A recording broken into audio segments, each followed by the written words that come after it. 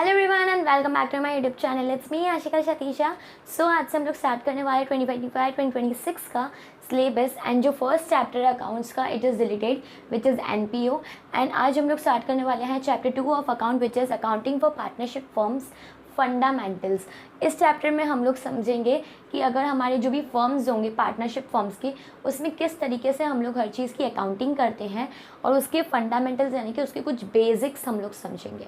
Okay, so the first definition हम लोगों को समझनी है, then we will learn about what are the characteristics of partnership, then rights of partners, then हमारे पास पार्टनरशिप डीड होती है तो उसमें क्या क्या चीज़ें मैंशनड होनी चाहिए, देन उसके बाद अगर पार्टनरशिप डीड नहीं हमारे फर्म ने बनाई होती है तो उसके अलावा हम लोगों को कौन कौन से रूल्स है जो फॉलो करने पड़ते हैं, and at the last we will study about separate legal entity.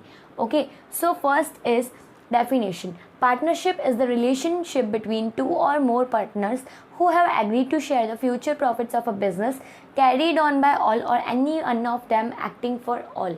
It means कि पार्टनरशिप जो होता है वो दो या तो फिर उससे ज़्यादा लोगों के बीच का एक रिलेशनशिप होता है जिसमें वो लोग एग्री करते हैं कि बिज़नेस के चाहे प्रॉफिट्स हों या फ्यूचर के जो भी लॉसेस हो, कुछ भी हो, हम लोग एक दूसरे के साथ शेयर करेंगे। And secondly carried on by all or any of them acting for all. It means कि हमारे बिजनेस के अंदर या तो फिर सारे पार्टनर्स मिलके काम करेंगे या तो फिर अगर जैसे for example A B C and D ये चार पार्टनर्स थे, ठीक है। अब या तो फिर ये चारों मिलके काम करें या तो फिर ए और बी काम करे, सी और डी कुछ काम नहीं करे, लेकिन ए और बी जो भी डिसीजंस ले उस पर उसके रिस्पॉन्सिबल सी और डी भी होंगे। अब फॉर एग्जांपल मेरे जो फर्म है उसमें ए बी सी डी हम चार हम लोग काम कर रहे थे। अब ए बी ने ये डिसाइड किया कि हम लोगों को बिज़नेस को एक्सपैंड करना है, बिज़नेस की ग्रोथ करनी है, राइट। तो अब अगर बिज़नेस की ग्रोथ में क्या पता उनको लॉस हो जाए, कुछ भी हो, तो उस चीज़ के लिए या तो फिर क्या पता उन लोगों ने रूल्स एंड रेगुलेशंस अच्छे से फॉलो नहीं किए हैं, उन लोगों ने सारे प्रोसीजर्स अच्छे से फॉलो नहीं किए हैं, जो वो चाहे खाली ए और बी ने किया हो, लेकिन उस चीज़ के रिस्पॉन्सिबल सी एंड डी भी रहेंगे। So that is what it is mean by carried on by all or any of them acting for all. या तो फिर सारे मिलके काम करें या तो फिर अगर इनमें से कुछ भी कोई एक दो पार्टनर्स भी काम करे तो उसके रिस्पॉन्सिबल फर्म के सारे पार्टनर्स होंगे। ओके, एंड इसका एक्ट कौन सा है? इसका एक्ट है पार्टनरशिप एक्ट 1932 सेक्शन 4। ओके, सो जो एक्ट से हमारी पार्टनरशिप की डेफिनेशन निकाली गई है वो एक्ट है partnership act 1932 which is of section 4। Okay, so partnership जो है वो दो या तो फिर उससे ज़्यादा लोगों के लिए रिलेशनशिप है जहाँ पे वो लोग एग्री करते हैं कि वो लोग फ्यूचर के प्रॉफिट्स एंड लॉसेस एक दूसरे के साथ शेयर करेंगे एक पर्टिकुलर रेशियो में, जहाँ पे या तो फिर सारे लोग मिलके काम करेंगे या कोई कुछ लोग भी काम करेंगे, तो उस चीज़ के लिए रिस्पॉन्सिबल सब होंगे। Okay, now let's study about characteristics of partnership. हमारे पार्टनरशिप के अंदर कौन कौन से फीचर्स होने चाहिए? सबसे पहला फीचर, उसमें दो या उससे ज़्यादा लोग होने चाहिए।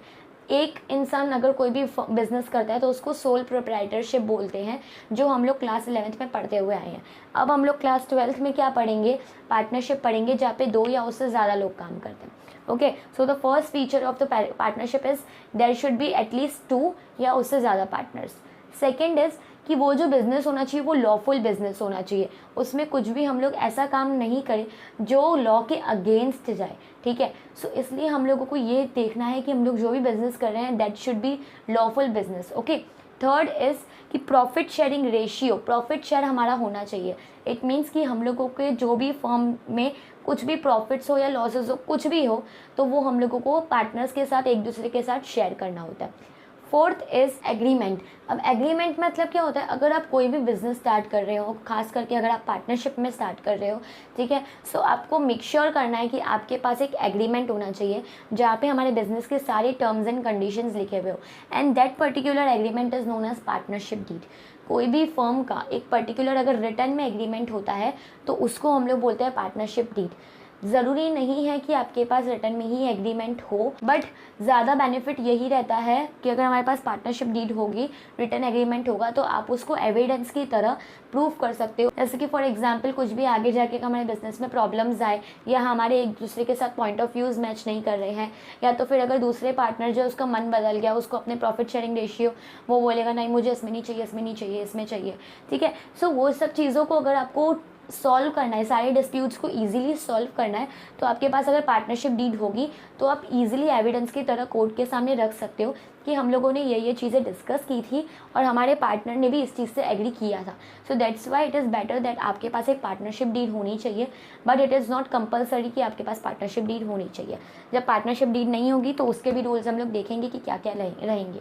ओके, देन एक और कैरेक्टरिस्टिक्स होती है पार्टनरशिप की, which is principal as well as agent. Partner जो है वो 2 रोल प्ले करता है, एक प्रिंसिपल का, एक एजेंट का। प्रिंसिपल मतलब एक पार्टनर दूसरे पार्टनर से सुपीरियर होता है। फॉर एग्जाम्पल मेरे से भी बड़ा, मतलब जैसे हम लोग है ना 4, जैसे मैंने बताया A B A C and D, ठीक है, हम 4 पार्टनर्स हैं। तो अब कभी कभी क्या होता है, A जो है वो B C D इन तीनों का सुपीरियर होता है, मतलब इन तीनों से बड़े पोजीशन पे होता है। इसके जो भी डिसीजंस होते हैं ये सारे B C और D इन तीनों को मानने पड़ेंगे।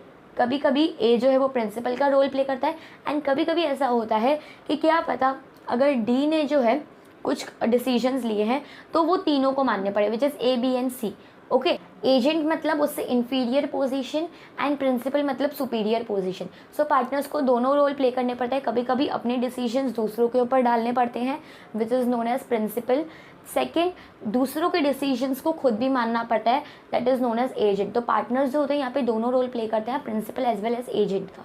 Okay, then comes is rights of partners. हमारे पार्टनरशिप फर्म में हमारे हर एक पार्टनर की क्या क्या राइट होगी वो देखते हैं। सो फर्स्ट राइटर्स की हमारे जो भी पार्टनर्स हैं वो सारे पार्टनर्स जो हैं वो अपने जो भी अकाउंटिंग बुक्स होती हैं उसको अच्छे से इंस्पेक्ट कर सकते हैं, उसको देख सकते हैं, उसके अंदर कौन सी चीज़ क्या हुई है, वो चीज़ कौन सी चीज़ क्रेडिट हुई है, कौन सी चीज़ डेबिट हुई है, क्या क्या चीज़ें न्यू है, हर चीज़ जो है वो हमारे सारे पार्टनर्स जो हैं देख सकते हैं। सेकेंडली, सारे पार्टनर्स जो हैं उनको प्रॉपर प्रॉफिट शेयर होने चाहिए, एंड सेकेंडली जो भी प्रॉफिट्स वगैरह हैं, सैलरी है, कमीशन है, रेम्यूनरेशन है, हर चीज़ उनको मिलनी चाहिए। थर्ड इज़ कि हमारे जो भी पार्टनर्स हैं उनकी जो भी, अगर आपने इंटरेस्ट ऑन कैपिटल वगैरह जो भी एग्री किया है वो सब कुछ सारे पार्टनर्स को प्रोवाइड होना चाहिए। सेकेंडली, अगर पार्टनर ने कुछ फर्म को लोन दिया है तो पार्टनर को इंटरेस्ट भी प्रोवाइड करना होता है लोन पे at the rate of 6% per annum. अगर पार्टनरशिप डीड में कुछ और डिसाइड हुआ है तो आपको वैसे इंटरेस्ट देना है, बट अगर पार्टनरशिप डीड नहीं है तो फिर आपको 6% इंटरेस्ट देना है। ओके, फोर्थली कि अगर हमारे जो भी पार्टनर्स हैं वो लोग, अगर फॉर एग्जाम्पल 50 पार्टनर्स है टोटल, ठीक है, सो 50 पार्टनर्स में अब हम लोगों को एक न्यू पार्टनर भी एडमिट करना है हमारे पार्टनरशिप फर्म में, तो अगर 49 पार्टनर्स ने बोला कि हाँ आप उस पार्टनर को एडमिट कर लीजिए हमारे पार्टनरशिप फर्म में, बट अगर हमारे एक पार्टनर ने भी मना किया कि दूसरा पार्टनर हमारे पार्टनरशिप फर्म में नहीं आएगा तो फिर उसका डिसीजन माना जाएगा, कोई भी न्यू पार्टनर फिर वो वाला एडमिट नहीं होगा हमारे पार्टनरशिप फर्म में।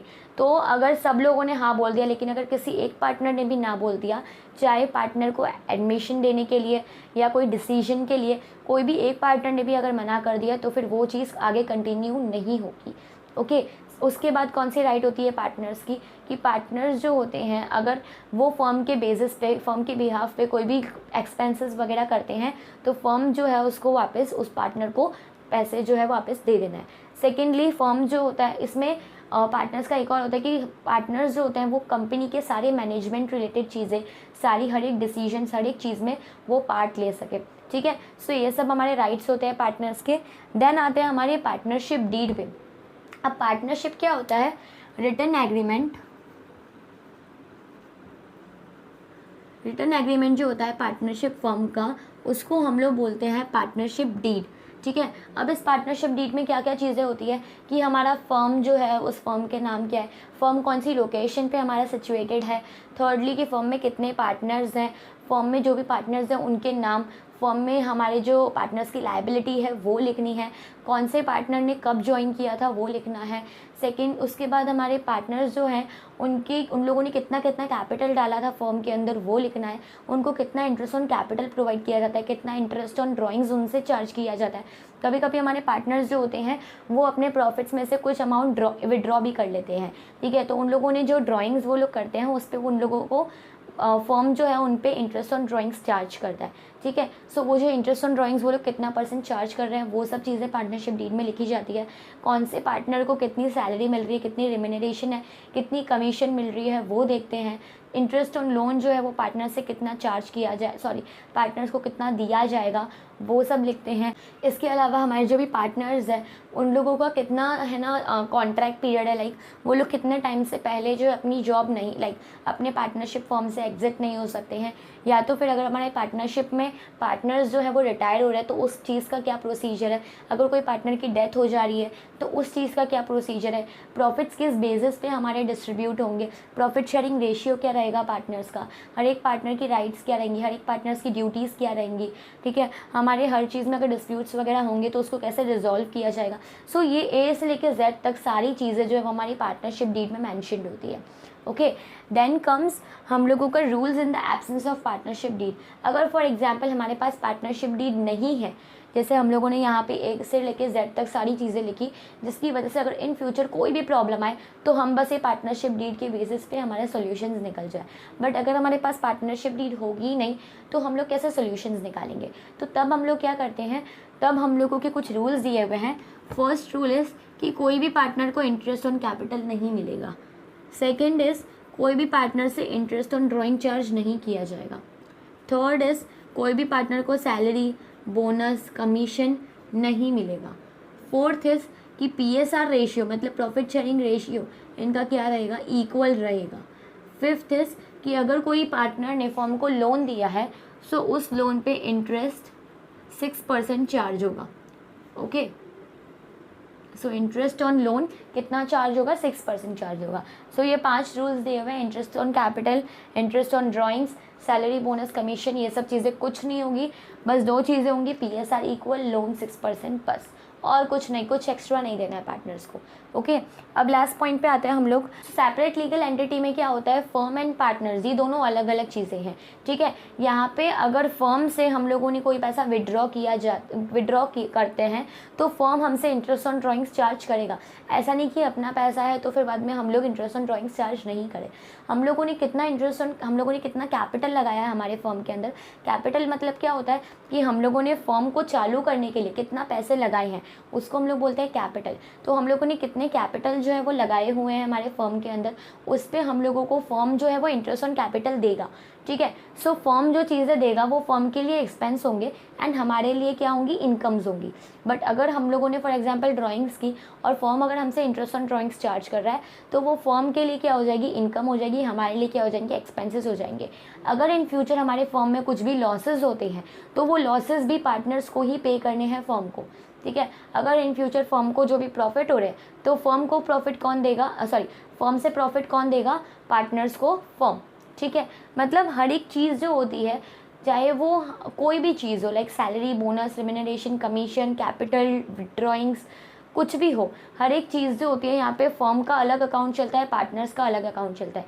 दे बोथ आर सेपरेट एंटिटीज़, ये जो होते हैं दोनों एक दूसरे से एकदम अलग है, ठीक है। सो यहाँ पे हम लोगों को ये नहीं देखना है कि हाँ हम दोनों का ही पैसा लगा हुआ है तो हम लोग अपने हिसाब से कर लें। नो, फर्म डिफरेंट चीज़ है, पार्टनर्स डिफरेंट चीज़ है और इसके बेसिस पे ही हम लोगों की पूरी अकाउंटिंग होती है।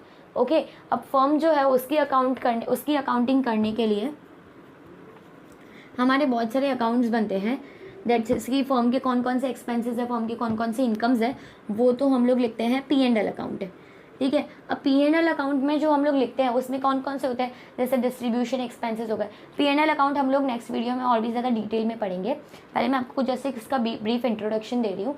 जैसे हमारे बहुत ज़्यादा ओवरहेड एक्सपेंसेस हो जाते हैं, ऊपर के खर्चे, दैट हमारे जो ऑपरेशनल एक्सपेंसेस होते हैं, मतलब रोज़ के जो खर्चे होते हैं वो, कुछ एडवर्टाइजमेंट एक्सपेंडिचर हो गया, कुछ एडवर्टाइज़ की उसके एक्सपेंडिचर, रेंट पे कर लिया, इंटरेस्ट ऑन लोन हो गया, ठीक है। ये सब चीज़ें जो होती है वो P&L अकाउंट में होती है, ठीक है। तो उसमें क्या होता है, जनरली हम लोगों के फर्म में जो भी ग्रॉस प्रॉफिट आता है, ग्रॉस प्रॉफिट मतलब ऐसा प्रॉफिट जिसमें से अभी तक हम लोगों ने एक्सपेंसेस माइनस नहीं किया, ठीक है। सो उसको हम लोग बोलते हैं ग्रॉस प्रॉफिट। तो वो जो ग्रॉस प्रॉफिट है, पहले हम लोग P&L अकाउंट में वो ग्रॉस प्रॉफिट लिखते हैं, उसमें से सारे एक्सपेंसेस माइनस करते हैं एंड देन हम लोगों को यहाँ से मिलता है net profit.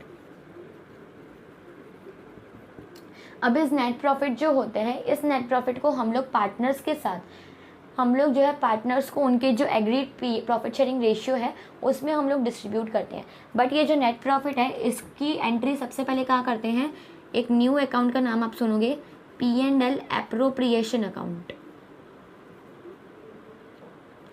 P&L appropriation account, जैसे हम लोगों ने P&L एप्रोप्रिएशन अकाउंट में क्या होता है, P&L में हमारे जो फर्म के जो भी एक्सपेंसेस है वो सब आते हैं, ठीक है। लेकिन P&L अप्रोप्रिएशन अकाउंट में क्या होता है ना, पार्टनर्स कौन कौन सी चीज़ें हमसे डिमांड कर रहे हैं वो सारी चीज़ें आती है। अब जैसे कोई पार्टनर को हम लोगों को सैलरी देनी है तो वो P&L में नहीं आएगी, वो किस में आएगी, P&L अप्रोप्रिएशन अकाउंट में। कोई पार्टनर से हम लोगों को इंटरेस्ट ऑन ड्राइंग्स चार्ज करनी है तो वो P&L अकाउंट में नहीं आएगा, वो कहाँ पे आएगा, P&L अप्रोप्रिएशन अकाउंट में आएगा। ओके, सो ये सब चीज़ें होती हैं। पार्टनर्स की जो भी इन्फॉर्मेशन होती है, पार्टनर्स ने कोई भी चीज़ हमसे डिमांड की हुई होती है तो उन सब के एडजस्टमेंट्स होते हैं P&L अप्रोप्रिएशन अकाउंट में। पहले हम लोग के पास जो ग्रॉस प्रॉफिट आता है उसको पहले हम लोग लिखते हैं, उसको पहले हम लोगों को लेके जाना होता है P&L अकाउंट में। फिर उस ग्रॉस प्रॉफिट से हमें मिलता है नेट प्रॉफिट, फिर उस नेट प्रॉफिट को हम लोगों को लिखना है P&L अप्रोप्रिएशन अकाउंट में। And then P&L appropriation account में हम लोग पार्टनर्स के सारे एडजस्टमेंट्स करते हैं, जैसे उनको इंटरेस्ट ऑन कैपिटल दे दिया, सैलरी दे दी, कमीशन दे दी, इंटरेस्ट ऑन कैपिटल दे दिया और उनसे इंटरेस्ट ऑन ड्राइंग्स चार्ज कर लिया। तो ये सब चीज़ें करने के बाद हम लोगों का जो P&L अप्रोप्रिएशन अकाउंट है वो क्या देता है, डिस्ट्रीब्यूटेबल प्रॉफिट। ऐसा प्रॉफिट जो अब हम लोग पार्टनर्स के बीच में डिस्ट्रीब्यूट कर सकते हैं। ठीक है। सो ये जो डिस्ट्रीब्यूटेबल प्रॉफिट है, जैसे ही हमारे पास ये आया तो हम लोग पार्टनर्स को उनके प्रॉफिट शेयरिंग रेशियो में डिस्ट्रीब्यूट कर देते हैं, इसलिए इसको बोलते हैं डिस्ट्रीब्यूटेबल प्रॉफिट। सो पहले ग्रॉस प्रॉफिट आता है, ग्रॉस प्रॉफिट में से हम लोग फर्म के जो भी एक्सपेंसेस हैं और इनकम्स जो है वो सब देख लेते हैं। फिर आता है हमारे पास उसके through net profit. Net profit के बाद हम लोग ये जो P&L अप्रोप्रिएशन अकाउंट है उसमें नेट प्रॉफिट में से सारे पार्टनर्स रिलेटेड जो भी एडजस्टमेंट्स है उसको सब कुछ एडजस्ट करते हैं, वो हम लोगों को देता है डिस्ट्रीब्यूटेबल प्रॉफिट। फिर वो जो डिस्ट्रीब्यूटेबल प्रॉफिट देता है वो हम लोग पार्टनर्स को उनके प्रॉफिट शेयरिंग रेशियो में डिस्ट्रीब्यूट कर देते हैं। Okay, so this was whole about the P&L account and P&L appropriation account. Next video में हम लोग इन दोनों अकाउंट्स के बारे में डिटेल में डिस्कस करने वाले हैं। So stay tune for the next video. And अगर आपके लिए वीडियो यूजफुल रहा हो तो उसको लाइक करना, शेयर करना एंड सब्सक्राइब करना। Meet you in the next video. Bye bye.